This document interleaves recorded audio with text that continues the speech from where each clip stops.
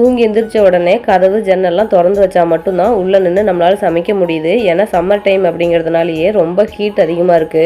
Kitchen ரூம்ல பாத்தீங்கன்னா night சாப்பிட்டுட்டு எல்லாம் போட்ட வாக்கிலே கடந்துச்சு. சரி அதெல்லாம் எடுத்து தொட்டியில போட்டாச்சு.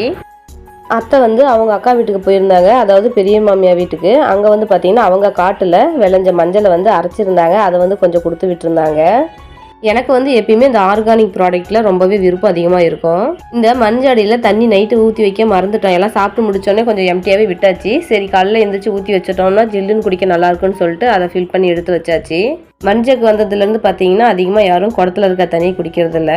ஜக்கில் தண்ணி தர அப்பப்போ ஃபில் பண்ணி வச்சுருவோம். இன்னைக்கு என்ன சமையல் பார்த்தீங்கன்னா சாப்பாடு, அது கூட தக்காளி கடையல், அப்புறம் கஞ்சி பவுடர் வந்து நான் ரெடி பண்ணியிருந்தேன். அது வந்து எனக்காக நான் ரெடி பண்ணிக்கிட்டேன்.